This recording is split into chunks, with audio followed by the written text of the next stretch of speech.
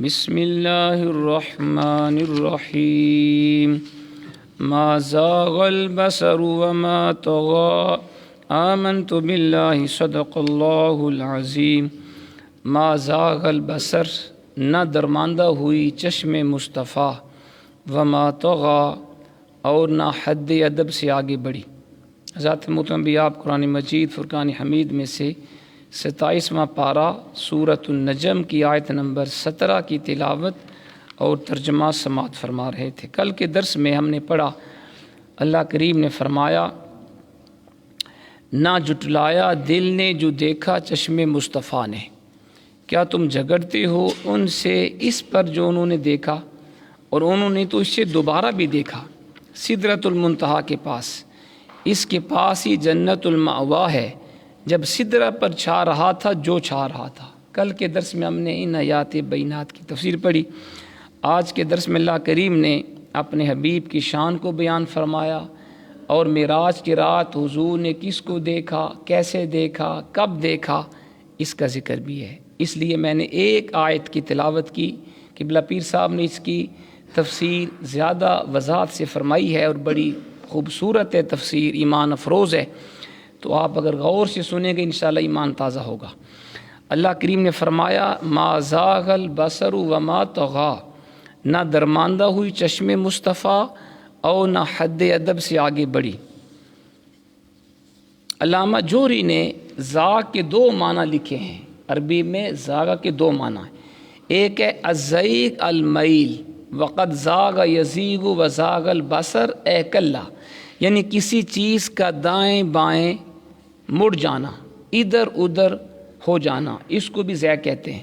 اس معنی کے مطابق آیت کا مطلب یہ ہوگا کہ سرور دو عالم علیہ الصلوۃ والسلام کی نگاہ اپنے مقصود کی دید میں محو رہی۔ شب معراج حضور کی نگاہ اپنے مقصود کی طرف ہی متوجہ رہی، ادھر ادھر دائیں بائیں کسی چیز کی طرف مائل نہیں ہوئی۔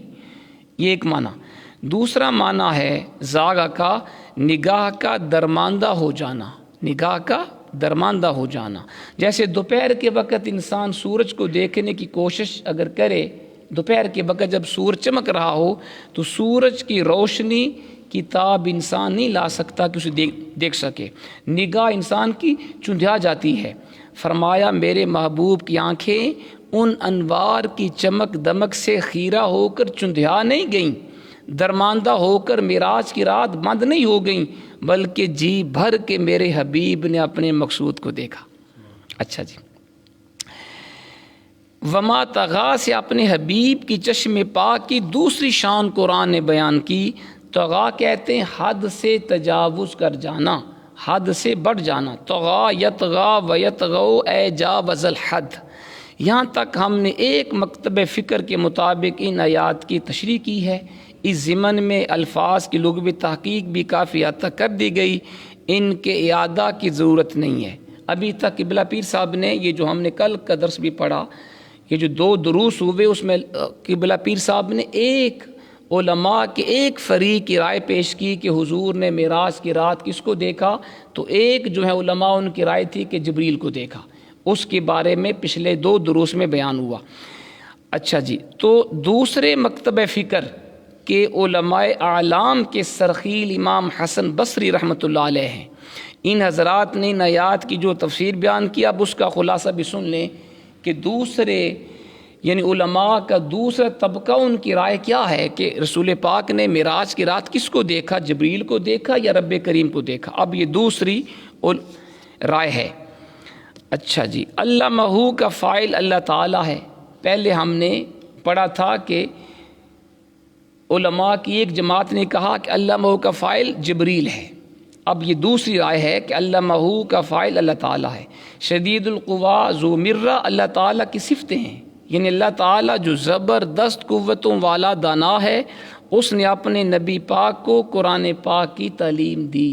جیسے سورۃ الرحمن میں آیا الرحمن علم القرآن، رحمان نے اپنے حبیب کو قرآن سکھایا۔ فاستوا کا فاعل نبی پاک علیہ الصلاۃ والسلام ہیں، یعنی حضور علیہ الصلاۃ والسلام نے قصد یعنی ارادہ فرمایا جب کہ آپ سفر معراج میں افق اعلیٰ پر تشریف فرما ہوئے۔ پھر نبی پاک علیہ الصلاۃ والسلام مکان کی سرحدوں کو پار کرتے ہوئے لا مکان میں اپنے رب العزت کے قریب ہوئے اور وہاں فائز ہو کر فتدلی اپنے رب کے حریم ناز میں اللہ کا حبیب پہنچ کر سجدہ ریز ہو گیا۔ سبحان اللہ۔ بس اتنے قریب ہوئے جتنا دو کمانیں قریب ہوتی ہیں۔ حضور معراج کی رات اپنے رب کے اتنے قریب ہوئے جتنی دو کمانیں قریب ہوتی ہیں جب انہیں ملایا جاتا ہے، بلکہ ان سے بھی زیادہ قریب۔ ثم دنا فتدلی فکان قاب قوسین او ادنی، دو کمانوں سے بھی زیادہ حضور معراج کی رات اپنے رب کے قریب ہو گئے۔ اس حالت قرب میں اللہ تعالیٰ نے اپنے محبوب بندے پر وحی فرمائی جو وحی فرمائی۔ اس حریم ناز میں صفاتی تجلیات اور ذاتی انوار کا جو مشاہدہ بےتاب نگاہوں نے دیکھا، دل نے اس کی تصدیق کی، اور تمہارا یہ جھگڑا کہ کیا دیکھا، یہ دیکھا وہ نہیں دیکھا، یہ اس کا کوئی فائدہ نہیں، دکھانے والے نے جو دکھانا تھا دکھا دیا۔ آہا، معراج کی رات رب کریم نے جو اپنے حبیب پاک کو دکھانا تھا وہ دکھا دیا، دیکھنے والے نے جو دیکھنا تھا وہ جی بھر کے دیکھ لیا۔ اب تم ان بے مقصد بحثوں میں وقت ضائع کر رہے ہو۔ یہ نعمت دیدار فقط ایک بار نصیب نہیں ہوئی، بلکہ اترتے ہوئے واپسی پر دوسری بار بھی اللہ نے اپنے حبیب کو شرف دیدار بخشا، اور یہ دوبارہ شرف دید سدرۃ المنتہا کے پاس ہوا۔ یہ دوسری رائے ہے جو قبلہ پیر صاحب نے پیش فرمائی۔ اب سنیے قبلہ پیر صاحب کا اپنا موقف یا اپنی رائے کیا ہے۔ فرماتے ہیں اس پر تکثیر کے نزدیک یہی دوسرا قول راجح ہے، یہ دوسری رائے زیادہ افضل ہے۔ کیوں؟ اس کی کئی وجوہات ہیں، کئی اس کے اسباب ہیں۔ نمبر 1، عبد کی عبد سے ملاقات کو اس اہتمام، اس تفصیل اور اس کیف انگیز اسلوب سے بیان نہیں کیا جاتا۔ اگر حضور فقط معراج کی رات جبریل سے حضور کی ملاقات ہوئی ہوتی تو قرآن مختلف انداز میں اس ملاقات کو بیان نہ کرتا، کیونکہ بندے سے ملاقات اتنی زیادہ ہم نہیں ہوتی۔ اگر یہاں حضور کی جبریل امین سے ملاقات کا ذکر ہوتا تو ایک آیت ہی کافی تھی، ایک آیت ہی کافی تھی۔ کیف انگیز انداز بیان صاف بتا رہا ہے کہ یہاں عبد کامل کی اپنے معبود برحق کے ساتھ ملاقات کا ذکر ہے۔ جہاں ایک طرف عشق ہے، نیاز ہے اور صرف گندگی ہے، اور دوسری طرف حسن ہے، شان سمدیت ہے اور شان بندہ نوازی اپنے جوبن پر ہے۔ حضور کی ملاقات جبرائیل سے بھی بے شک بڑے فوائد کی حامل ہے، لیکن حضور کے لیے باعث ہزار سعادت و وجہ فضیلت فقط اپنے محبوب حقیقی کی ملاقات ہے۔ جبریل سے بھی حضور کی ملاقات ہونا اچھی بات ہے، لیکن اس سے کہیں زیادہ حضور کے لیے یہ سعادت مندی ہے کہ آپ اپنے رب کریم سے شرف ملاقات بخش آپ کو عطا ہو۔ ان آیات کو ایک مرتبہ پھر پڑھیے، آپ کا وجدان اسلوب بیان کی رعنائیوں پر جھوم اٹھے گا۔ نیز کفار کا اعتراض یہ تھا جو کلام آپ پڑھ کر انہیں سناتے ہیں یہ اللہ کا کلام نہیں۔ قرآن میں مختلف جگہوں پہ پیچھے بھی گزرا کہ کفار کہتے یہ رسول پاک جو ہمیں کلام سناتے ہیں ان کا اپنا ذاتی بنایا ہوا، معاذ اللہ، وہ کہتے ہیں یہ خدا کا کلام نہیں ہے، یہ خود گھڑ کر لاتے ہیں یا انہیں کوئی آ کر سکھا پڑھا جاتا ہے۔ اس کی تردید اس طرح ہونی چاہیے کہ فرمایا جائے یہ کلام نہ انہوں نے خود گھڑا ہے نہ کسی نے انہیں سکھایا ہے، بلکہ اس خالق کائنات نے انہیں اس قرآن کی تعلیم دی ہے جو بڑی قوتوں والا اور حکیم و دانا ہے۔ اس کے علاوہ انتشار ضمائر کی وجہ سے ذہن میں جو پریشانی ہوتی ہے اور جو قرآن کے معیار فصاحت سے بھی مناسبت نہیں رکھتی، اس سے نجات کا صرف یہی راستہ ہے کہ حضرت حسن بصری کے قول کو تسلیم کیا جائے۔ حضرت حسن بصری کا قول کیا ہے کہ حضور علیہ الصلاۃ والسلام نے معراج کی رات اپنے رب کریم کا دیدار کیا، اور حضرت حسن بصری کوئی عام انسان نہیں ہے، مولا علی شیر خدا نے ان کی پرورش کی ہے اور آپ کا بڑا خاص مقام ہے۔ ان تمام وجوہ ترجیح کو اگر نظر انداز بھی کر دیا جائے تو وہ احادیث صحیحہ جن میں واقعات معراج کا بیان ہے وہ اس مفہوم کی تائید کے لیے کافی ہیں۔ یعنی اگر ہم امام حسن بصری کی قول ان کی رائے نہ بھی لیں تب بھی احادیث صحیحہ بخاری مسلم متفق علیہ حدیث مشکات کے اندر دیگر کتب حدیث میں جو حدیث صحیحہ ہیں وہ بھی اس بات کو بیان کر رہی ہیں کہ اللہ کے حبیب نے معراج کی رات اپنے رب کریم کا دیدار کیا ہے۔ اچھا جی، فرماتے ہیں کہ قبلہ پیر صاحب نے فرمایا میں یہاں فقط 2 حدیث نقل کرنے پر اکتفا کروں گا اور ان کا بھی فقط وہ حصہ جس سے ان آیات کے سمجھنے میں مدد ملتی ہے۔ آپ سنیں جی، صرف 2 حدیث آپ نے بیان کی، اسی کو بیان کر کے انشاءاللہ دعا ہوگی۔ باقی پھر امام مسلم اپنی صحیح میں ایک مفصل حدیث بیان کرتے ہیں۔ یہ حدیث صحیح مسلم کے اندر ہے جو بخاری کے بعد دوسرا مقام ہے صحیح مسلم کا، جس کا وہ حصہ درج ہے جس کا ہمارے مدعا سے تعلق ہے۔ اب یہ پوری حدیث عربی میں ہے، اتنا وقت نہیں اس کا، بس اس کا ترجمہ سن لیں۔ حضور نے فرمایا پھر مجھے اور جبریل کو 7ویں آسمان پر لے جایا گیا معراج کی رات۔ جبرائیل نے دروازہ کھولنے کے لیے کہا، آواز آئی کون ہے؟ من ہاذا، کون ہے؟ کہا میں جبریل ہوں۔ پوچھا ساتھ کون ہے؟ جبریل نے کہا محمد علیہ الصلاۃ والسلام ہے، محمد مصطفیٰ ہے میرے ساتھ۔ اور یہی الفاظ بولتے ہوئے میرے شیخ کامل، میرے استاذ گرامی حضور پیر طریقت پیر سید نذیر حسین شاہ صاحب سیالکوٹ والے جو میرے استاد بھی ہیں میرے شیخ بھی ہیں، یہی الفاظ بولتے ہوئے معراج کی رات ممبر رسول پہ آپ کا وصال ہو گیا۔ یہی واقعہ، یہی حدیث پاک کا بیان فرما رہے تھے اور آپ کے آخری الفاظ یہی تھے۔ جبریل نے دروازہ کھٹکھٹایا آسمان کا، پوچھا کون ہے؟ کہا جبریل۔ کہا آپ کے ساتھ کون ہے؟ قال محمد۔ کہا یہ محمد مصطفیٰ میرے ساتھ۔ تو میرے شیخ کامل کا ممبر رسول پر معراج کی رات 2010 کے اندر انتقال ہو گیا۔ یہ اللہ کے بندوں کی شان ہے۔ تو جبریل نے کہا یہ محمد مصطفیٰ ہے میرے ساتھ۔ پھر پوچھا کیا انہیں بلایا گیا؟ جبریل نے کہا ہاں حضور کو بلایا گیا ہے۔ پس دروازہ کھلا۔ اب یہ اللہ کے حبیب خود بیان فرما رہے ہیں، میں کیا دیکھتا ہوں؟ حضرت ابراہیم علیہ السلام بیت المعمور کے ساتھ ٹیک لگائے ہوئے تشریف فرما ہے، حضور کے جد امجد ابراہیم خلیل علیہ السلام۔ اب یہ بیت المعمور کیا ہے؟ یہ فرشتوں کا قبلہ ہے۔ جیسے ہمارا بیت اللہ کعبہ ہے، اس کی عین صحت کے اوپر، اس کے بالکل اوپر یہ بیت المعمور فرشتوں کا کعبہ ہے جس کا طواف فرشتے کرتے ہیں۔ اور یہ حضور فرما رہے ہیں کہ بیت المعمور وہ مقدس مقام ہے جس میں ہر روز 70,000 فرشتے داخل ہوتے ہیں، 70,000 فرشتے داخل ہوتے ہیں، لیکن دوبارہ ان کو یہ سعادت نصیب نہیں ہوتی۔ جو ایک مرتبہ اس جگہ پہ چلا گیا وہ دوبارہ اس کو یہ سعادت نہیں ملتی۔ ہم کتنے خوش بخت ہیں، ہم جب چاہیں ہم اللہ کے گھر کا طواف کر سکتے ہیں، ایک سے زیادہ بار بھی۔ حضور نے فرمایا پھر مجھے سدرۃ المنتہا تک لے جایا گیا۔ حدیث کے الفاظ ہیں ثم ذہب بی الی سدرۃ المنتہا۔ اب آپ نے الفاظ کے اوپر غور کرنا ہے۔ حضور نے واحد متکلم کا صیغہ بولا، مجھے، صرف مجھے سدرۃ المنتہا تک لے جایا گیا۔ اس کے پتے ہاتھی کے کانوں کی طرح اور پھل مٹکوں کے برابر ہیں۔ سدرۃ المنتہا کیا ہے؟ بیری کا درخت ہے، اور حضور نے فرمایا اس کے پتے ہاتھی کے کانوں کی طرح ہیں، اس کے پھل مٹکوں کے برابر بڑے بڑے ہیں۔ حضور نے فرمایا پھر جب ڈھانپ لیا اس سدرہ کو اللہ تعالیٰ کی طرف سے، جس نے ڈھانپ لیا وہ اتنا خوبصورت ہو گیا کہ مخلوق میں سے کوئی بھی اس کے حسن و جمال کو بیان نہیں کر سکتا۔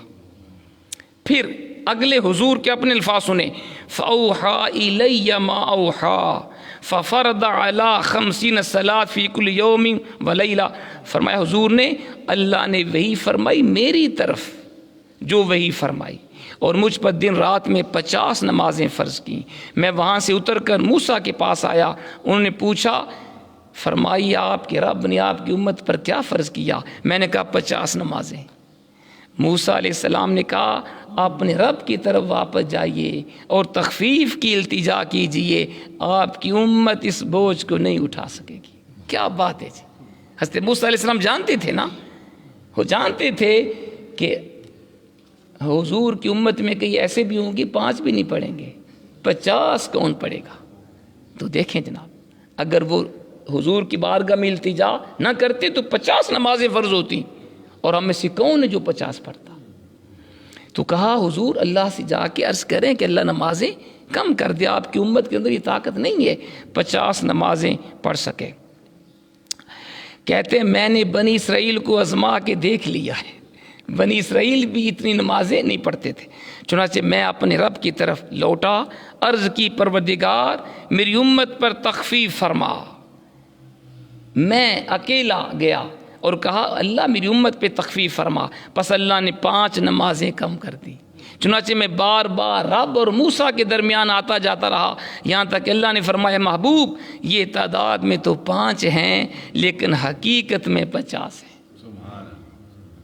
فرمایا حبیب جا، میں نے تیری صدقے میں تیری امت پہ 50 کی بجائے 5 نمازیں اب باقی چھوڑیں، لیکن یہ 50 کے برابر ہیں، جو آپ کا امتی 5 نمازیں پڑھے گا ثواب 50 کا دوں گا۔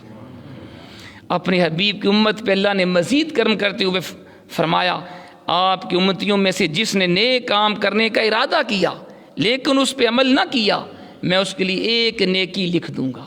کیا شان ہے ہمارے رب کی! ہم نیکی کا ارادہ کریں، نیک عمل نہیں کیا ابھی ارادہ کیا، اللہ 1 نیکی کا ثواب عطا فرما دیتا ہے۔ اور فرمایا اگر اس نے عمل بھی کیا اسے 10 نیکیاں ملیں گی، 1 کے اوپر 10 نیکیاں۔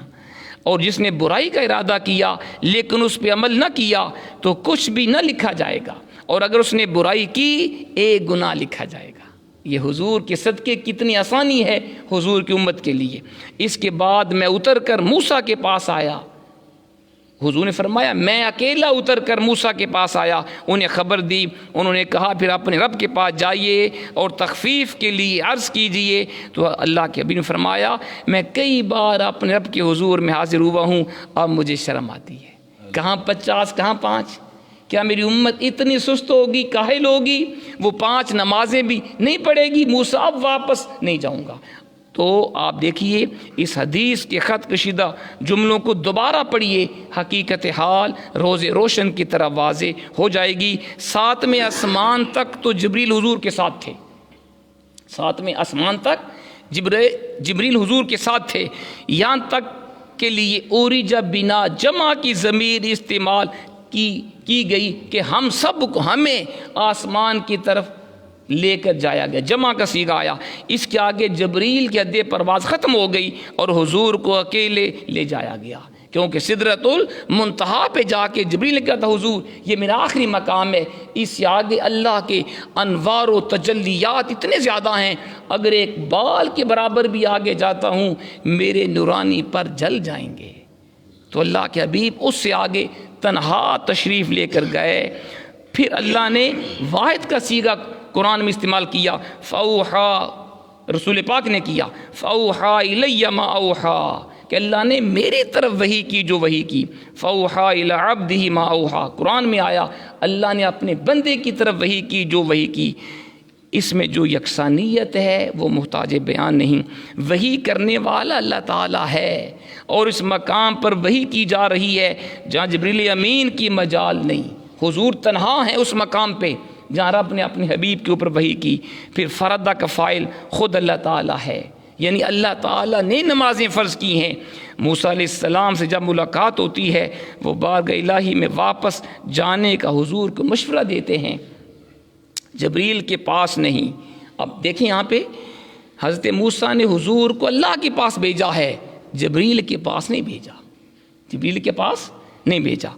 حضور فرماتے ہیں میں بار بار اپنے رب کی بارگاہ اقدس میں شرف باریابی حاصل کرتا رہا. دنا فتدلّا فکان قاب قوسین او ادنا فاوحی الی عبدہ ما اوحی ما کذب الفؤاد ما رأى ولقد رآہ نزلۃ اخری. یہ تمام آیات بینات آپ غور سے پڑھیں گے سنیں گے تو آپ کے اوپر واضح ہو جائے گا کہ یہاں پہ رب اور اس کے حبیب کا ذکر ہے، جبریل کا اس مقام پہ ذکر نہیں ہے. 9ویں مرتبہ جب اللہ کی بارگاہ میں رسول پاک حاضر ہوئے تو صرف 5 نمازیں ہی اللہ نے معاف نہیں کی بلکہ مزید کرم کیا. اے حبیب تیری امت کا اگر کوئی فرد نیکی کا ارادہ کرے گا، ارادے کے ساتھ ہی اسے ایک نیکی کا ثواب عطا فرما دوں گا، اور اگر عمل کرے گا 10 نیکیاں اس کے نام اعمال میں لکھوں گا. اگر برائی کا ارادہ کرے گا اس کے نام اعمال میں کوئی گناہ لکھا نہیں جائے گا. جب گناہ کر بیٹھے گا فقط ایک گناہ لکھا جائے گا. قربان جائے انسان اللہ کے محبوب کی نیاز مندیوں پر، اور قربان جائے انسان اپنے رب کریم کی بندہ نوازیوں پر. بس یہاں پہ ایک اہم چیز غور طلب ہے. جب اللہ کو علم تھا کہ آخر میں 5 نمازیں فرض کی جائیں گی تو پھر پہلے 50 نمازیں فرض کرنے میں کون سی حکمت ہے؟ یہ سوال ہے نا. اللہ جانتا تھا نا میرا رسول بار بار میرے پاس آئے گا، میں نمازیں کم کرتا جاؤں گا، تو اللہ نے پہلے 50 نمازیں فرض کیوں کی؟ یہ سوال ہے. اس میں اللہ نے اپنے بندوں کو، اپنے حبیب کے امتیوں کو بتایا ہے یہ سارا لطف و کرم میرے محبوب کے صدقے تم پہ ہوا ہے. اگر میرے مصطفیٰ کریم کا واسطہ درمیان میں نہ آتا تمہارے اوپر 50 نمازیں مستقل طور پہ فرض کر دی جاتی، تمہیں 50 نمازیں پڑھنا پڑتی. یہ میرے حبیب کے وسیلے سے ہوا ہے، میرے مصطفیٰ کریم کے درمیان میں واسطہ بننے سے میں نے تمہاری اوپر یاد کی. اس سے پتہ چلا کہ واسطہ وسیلہ وہاں بھی کام آیا. اچھا جی، پھر کہتے ہیں کہ ایک اور چیز بھی توجہ طلب ہے. جب اللہ تعالیٰ کے محبوب نے تخفیف کے لیے التجا کی، اللہ نمازیں زیادہ ہیں تھوڑی کر دے، تو اللہ نے ایک ہی بار 45 نمازیں معاف کیوں نہ کر دی؟ یہ بھی سوال ہے نا کہ اللہ نے 5 نمازیں یا 10 نمازیں کم کیوں کی؟ فوری اللہ نے 45 نمازیں معاف کیوں نہ کر دیں؟ پیر صاحب نے بڑا پیارا لکھا، فرماتے ہیں اس راز کو صرف اہل محبت ہی سمجھ سکتے ہیں. اللہ تعالیٰ کو یہ ادا بہت پسند ہے، میرا حبیب مانگتا چاہے میں دیتا جاؤں. میرا حبیب بار بار مانگے میں اس کو بار بار دوں، وہ بار بار دامن طلب پھیلاتا جائے میں اس کو بھرتا جاؤں. اس بار بار کے مانگنے اور بار بار کے دینے میں جو لذت و سرور ہے اس سے ہر کوئی لطف اندوز نہیں ہو سکتا. پھر موسیٰ علیہ السلام نے ایک بار پھر اللہ کی بارگاہ میں جانے کا مشورہ دیا. حضور نے فرمایا اب مجھے اپنے رب سے حیا آتی ہے کہ میری امت ایسی نااہل، اتنی ناشکر گزار ہے، وہ 24 گھنٹے میں 5 بار بھی اپنے خالق و مالک کی بارگاہ میں سجدہ ریز نہیں ہوگی. ہم غلامان مصطفیٰ کا فرض ہے کہ حدیث کے اس آخر جملے کو کبھی فراموش نہ کریں، اور ہم سب کو نمازوں کی پابندی کرنی چاہیے. ابھی اس آیت کی تفسیر ہے، انشاءاللہ کل یہیں سے شروع کریں گے. اللہ کریم عمل کی توفیق عطا فرمائے. الحمدللہ رب العالمین والعاقبۃ للمتقین والصلاۃ والسلام علی سید الانبیاء والمرسلین. ربنا آتنا فی الدنیا حسنۃ وفی الآخرۃ حسنۃ وقنا عذاب النار. یا رب العالمین ہم سب کے گناہوں کو معاف فرما.